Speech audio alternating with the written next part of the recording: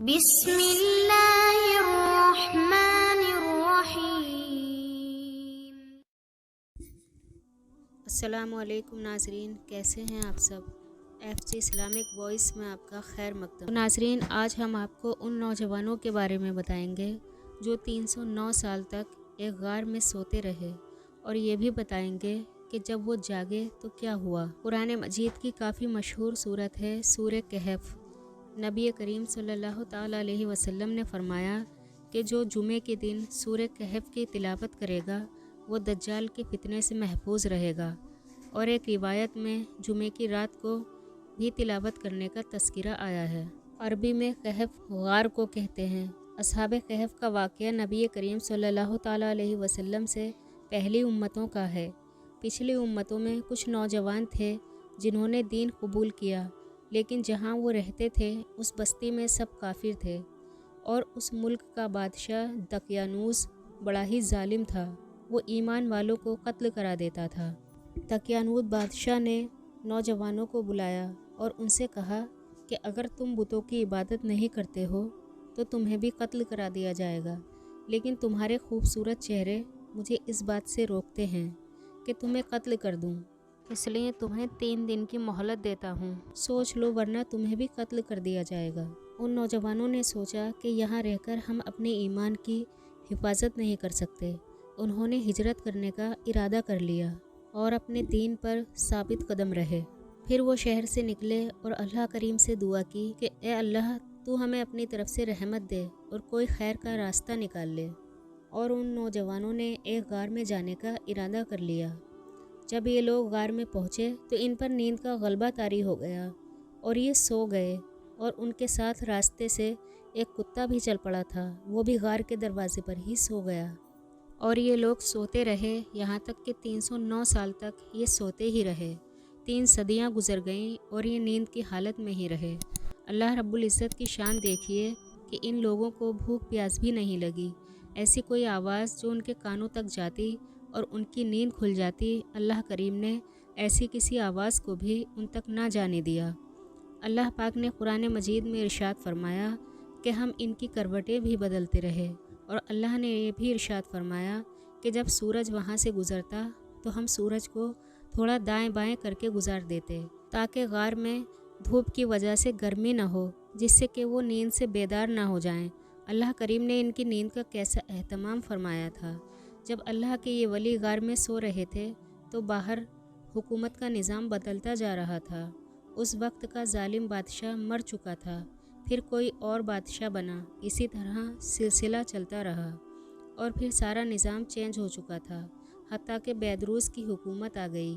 یہ نیک اور صالح حکمران تھا، عدل و انصاف کرتا تھا، ایک اللہ پر ایمان رکھتا تھا، اور لوگوں کے عقائد درست ہونے کی بھی فکر رکھتا تھا۔ لیکن اسی دور میں ایک فتنہ پیدا ہوا۔ لوگوں کے 2 گروہ بن گئے۔ ایک گروہ تو اس بات پر یقین رکھتا تھا کہ اللہ قیامت میں ہمارے جسموں کو دوبارہ زندہ کرے گا، لیکن دوسرا گروہ کہہ رہا تھا کہ صرف روحوں کا حساب ہوگا، جسم تو گل جائیں گے، جسموں کو کیسے دوبارہ اٹھایا جا سکتا ہے۔ یہ لوگ اس بحث میں پڑے ہوئے تھے۔ شہر میں اس عنوان پر مناظرے ہو رہے تھے۔ بادشاہ بیدروس بہت پریشان تھا کہ قوم کو کیسے سمجھایا جائے۔ یہاں یہ سب چل رہا تھا، ادھر اللہ کے ولیوں کو سوئے ہوئے 309 سال ہو چکے تھے۔ اچانک ایک کی آنکھ کھلی، پھر دوسرے کی کھلی، اور چند لمحوں میں یہ سارے اٹھ کر بیٹھ گئے اور اٹھ کر پریشان ہونے لگے کہ ہم کتنی دیر سوئے ہیں۔ کسی نے کہا کہ دن کا کچھ حصہ سوئے ہیں، کسی نے کہا کہ ہم شاید پرسوں سے سوئے ہوئے ہیں۔ ان لوگوں کے ناخن بھی بڑھے ہوئے تھے اور بال بھی بڑھے ہوئے تھے، تو کہنے لگے کہ ہمارا معاملہ تو عجیب ہی لگتا ہے۔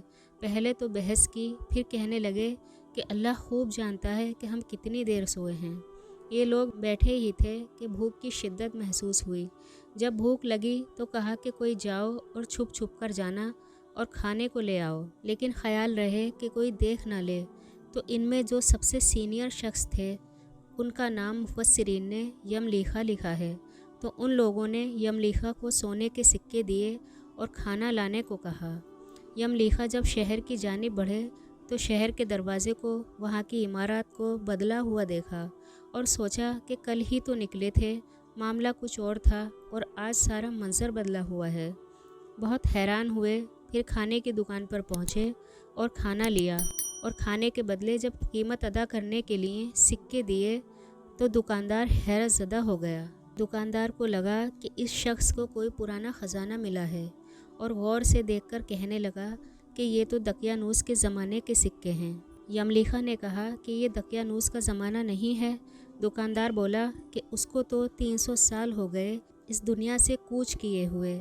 یملیخا نے کہا کہ تم یہ کیا بات کر رہے ہو، اور اس بات پر دونوں میں بحث شروع ہو گئی۔ جھگڑا بڑھا تو لوگ اکٹھے ہو گئے، یہاں تک کہ شہر کوتوال بھی آ گیا اور کوتوال پکڑ کر بادشاہ کے سامنے لے گیا۔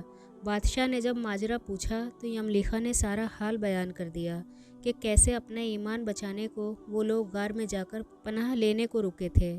تبھی وزیر نے کہا کہ بادشاہ سلامت، دقیانوس کے زمانے میں کچھ نوجوان بھاگ گئے تھے اور ان کو گرفتار کرنے کے لیے اس نے کافی کوشش کی تھی، لیکن کامیاب نہ ہو سکا تھا۔ پھر بادشاہ نے تختیوں پر نوجوانوں کے نام لکھوا کر شاہی خزانوں میں رکھ دیے تھے اور کہا تھا کہ یہ جب بھی پکڑے جائیں ان کو بڑی سزا دی جائے۔ کہیں یہ وہی نوجوان تو نہیں؟ تختیاں لائی گئیں تو ان تختیوں پر وہی نام لکھے ہوئے تھے جو ان نوجوانوں کے تھے۔ تو یملیخا بھی سب کچھ سمجھ چکے تھے اور بادشاہ بھی۔ قرآن مجید میں یہ سارا منظر بیان کیا گیا ہے۔ پھر سب لوگ یملیخا کو لے کر غار تک پہنچے۔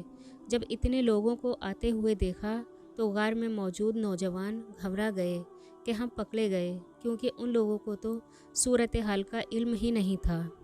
پھر یملیخا نے جا کر ان کو ساری کہانی بتائی کہ اللہ کریم نے ہمیں کتنے عرصے تک سلائے رکھا۔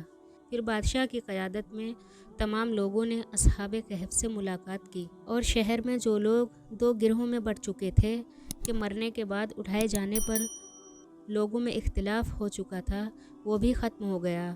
وہ مسئلہ بھی حل ہو گیا کہ جو رب بغیر کھائے پیے 309 سال تک ان لوگوں کو زندہ رکھنے پر قادر ہے، وہ قبروں سے بھی اٹھا لے گا اور ہمارے جسموں کو دوبارہ زندہ کر دے گا۔ تمام لوگوں سے ملاقات کے بعد وہیں ان نوجوانوں کی طبعی موت واقع ہو گئی، اور اسی غار کے اندر اللہ کے ان نیک بندوں کو دفنا دیا گیا، اور آگے دیوار چن دی گئی، اور وہیں دیوار کے آگے دیوار کر دی گئی، اور ساتھ میں مسجد بنا دی گئی۔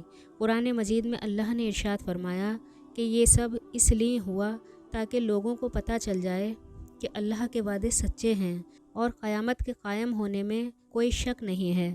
بے شک میرا رب ہر شے پر قادر ہے، وہ سب سے زیادہ طاقتور ہے، سب سے زیادہ رحم کرنے والا ہے، سب سے بہتر انصاف فرمانے والا ہے، بڑا ہی زبردست غالب ہے۔